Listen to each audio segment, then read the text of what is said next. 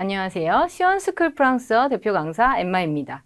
원어민만 몰래 쓰는 프랑스어 오리엔테이션 시간이에요. 강의에 대한 대략적인 내용들 소개해 드릴게요. 자, 먼저 처음으로 수강 대상입니다. 첫 번째, 프랑스어 중급 이상 학습자. 그래서 대프로 치면은 배앙, 배두 정도 되시는 분들에게 추천해 드리는데요.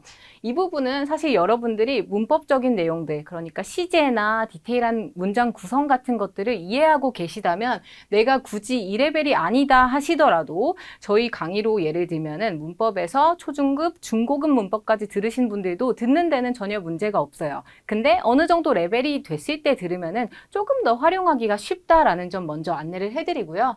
두 번째로 프랑스인들이 자주 사용하는 회화 표현을 습득하고 싶은 학습자. 요거는 세 번째랑 같이 묶어서 안내를 드릴게요. 같은 문장의 반복에서 벗어나 표현력을 증가시키고 싶은 학습자. 이제 한 배양, 배두 레벨쯤 되면은 여러분들 기본적인 말들은 어느 정도 할 수 있으세요. 근데 뭔가 감칠맛 나는 표현을 하고 싶은데 내가 뭔가 프랑스 문화를 잘 모르거나 아니면 특이한 표현을 안 해본 경우에는 그게 잘 안 나옵니다. 그렇기 때문에 그런 것들, 표현력을 좀 올려줄 수 있는 재밌고 그렇지만 정말 많이 쓰는 표현들을 알려드릴 거예요. 그다음 네 번째로 문화와 함께 프랑스어를 재미있게 학습하고 싶은 분들. 자, 이런 특수한 표현들에는 꼭 문화적인 내용들이 담겨 있기 때문에 그런 것에 관심 있는 분들이 들으시면 더 재미있게 들으실 수 있을 겁니다. 다음은 강의 특징입니다. 첫 번째로 해석은 되지만 이해하기 힘든 생소한 표현을 프랑스 문화와 함께 이해해 볼 거예요.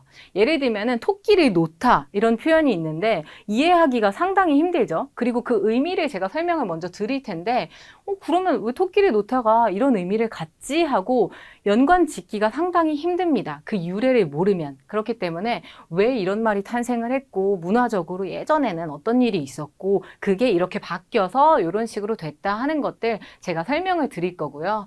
그러면 이해가 되면 여러분들 습득도 빨리 할 수 있겠죠.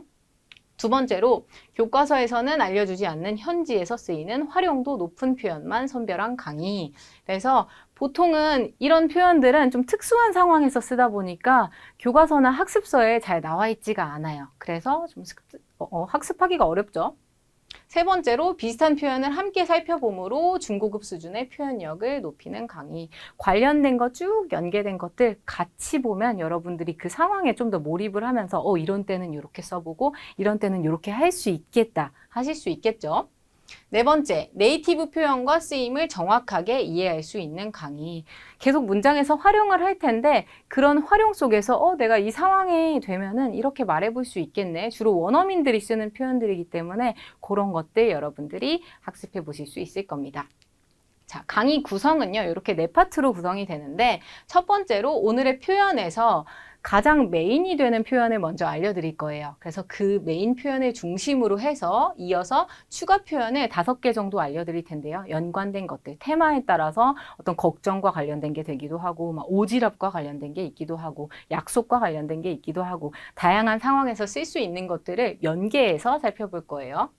그 다음 문장 적용을 통해서 학습한 표현을 대화문에 적용하는데 이게 뭐 A, B, C, D 하는 식으로 대화문은 아니지만 주로 여러분들이 상황을 상상하면서 쓸 수 있는 멘트들로 준비를 했어요. 그래서 그런 것들은 따라해 보시면서 나 이때 써봐야지 하는 것도 한번 염두에 모실 수가 있겠네요. 그 다음 마지막으로 오늘의 퀴즈.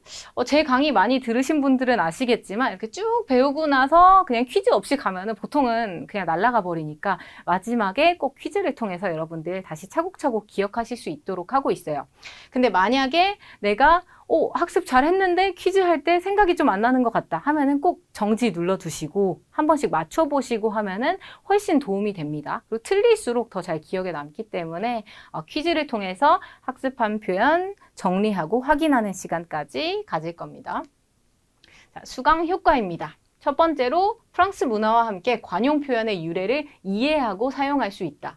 사실은 정말 우리 언어는 암기를 한다는 게 너무 힘들어요. 왜냐하면 공부할 게 너무너무 많기 때문에 계속 있죠. 사실 한국말도 계속 공부해야 되는데. 근데 이해를 못하고 이거 이랬지 하고 대충 넘어가면은 그거를 뭐 나중에 이랬던 것 같아. 그냥 대충 이랬던 것 같아 라고 생각할 수는 있지만 자기가 쓰진 못해요. 말로 하거나 글로 쓰거나 하지 못해요. 그렇기 때문에 완전하게 이해하고 사용하면은 자신감 있게 여러분들이 실생활에서 사용을 하실 수가 있겠죠.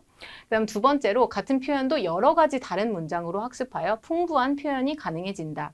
예를 들면 되게 부정적으로 설명이 된 하나의 표현이 있으면 그 표현도 상황에 따라서는 긍정적으로 사용하실 수도 있어요. 그래서 그런 이렇게 긍정적으로 써줄 수도 있고 부정문으로 바꾸면 또 다른 의미를 가지고 하는 것들까지 디테일하게 설명을 드릴 겁니다. 세 번째, 문장 적용 훈련을 통하여 표현의 뉘앙스까지 학습이 가능하다. 자, 이 강의의 특징이기도 한데요.